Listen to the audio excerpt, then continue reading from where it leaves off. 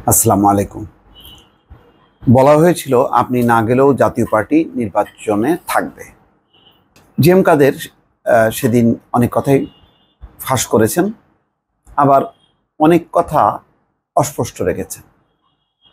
কিন্তু নির্বাচনে যে একটা ষড়যন্ত্র হয়েছে এটা মোটামুটি পরিষ্কার। দেশি বিদেশি নানা যেই ষড়যন্ত্র চক্রান্ত ছিল সেই কথা তিনি প্রকাশ করেছেন। বলেছেন যে তিনটি বড় পরাশক্তি।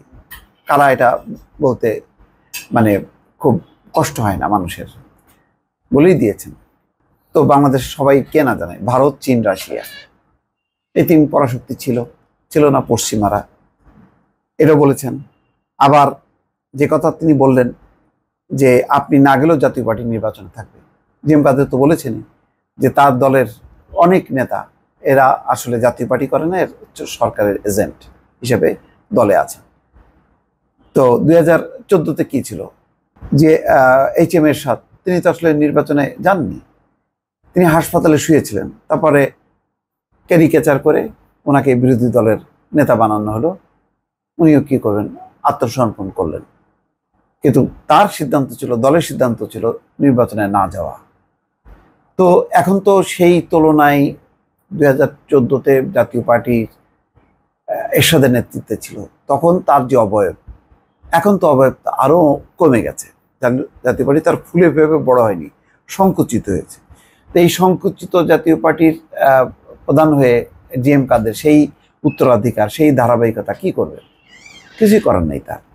ফলে ওনাকে অনেকটা অসহায় আত্মসমর্পণ করতে হয়েছে। সেই কথাটাই হয়তো তিনি বলতে চেয়েছেন, যে বলা হয়েছিল আপনি না গেলেও জাতীয় পার্টি যাবে। হ্যাঁ, তাই জি.এম. কাদের না হলেও সবাইকে ধরে বেঁধে ঢুকাই দিত, অথবা রওশন এরশাদকে চেয়ারম্যান বানানো হতো, কারণ তারা তো বসেই ছিল যে যদি এটা না হয় তাহলে ওইটা দিয়ে করা হবে। এইভাবে একটা জাতীয় পার্টির মধ্যে একটা পরিস্থিতি তৈরি করে রাখা হয়েছিল।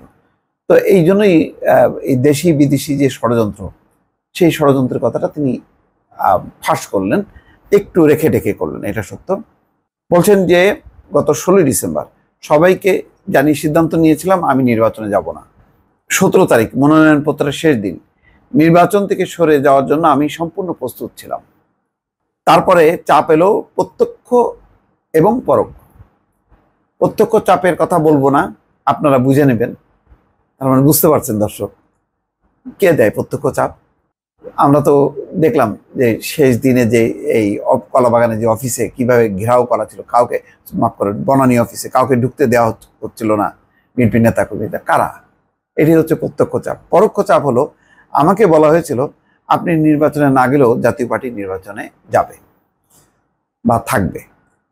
জাতীয় পার্টির গতকালকে বর্ধিত সভায় এইসব কথা বলছেন। তিনি বলছেন গেল জাতীয় নির্বাচন গ্রহণযোগ্য হয় নাই, আমরা গেলেও যা হয়েছে, না গেলেও তাই হতো। আসলে তাই হতো, খুব একটা 11টা-12টা সিট নিয়ে খুব একটা মানে আহামরি কিছু হয়নি। জাতীয় পার্টি এমন অবস্থা নেই যে খুব একটা শক্তিশালী অবস্থায়।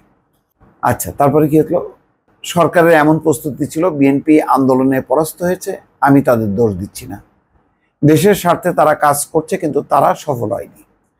তাদের দোষটা আমার ঘাড়ে চাপিয়ে দিচ্ছে। তারা বলছে আমি একটা বিশাল নেতা, আমি নির্বাচনে না গেলে নাকি দেশের ভবিষ্যৎই চেঞ্জ হয়ে যেত। আমাকে দোষ দিয়ে নিজেদের দোষ ঢাকার চেষ্টা করবেন না। বিএনপি বলছে আমি নির্বাচনে না গেলেই নাকি নির্বাচন বানচাল হতো আর তারা ক্ষমতায় আসতে পারত, আমাদের দাঁড়াতে দেওয়া হচ্ছে না। বিএনপি তো মাঠেই নামতে পারেনি। আচ্ছা, মাঠে থাকছে শুধু আওয়ামী লীগ। আওয়ামী লীগ একদলীয় শাসন ব্যবস্থা চালুর চেষ্টা করছে। একদলীয় শাসন মানে একজন সুপ্রিম লিডার থাকবে, তিনি সব কিছুর জবাবদিহিতার ঊর্ধ্বে থাকবেন।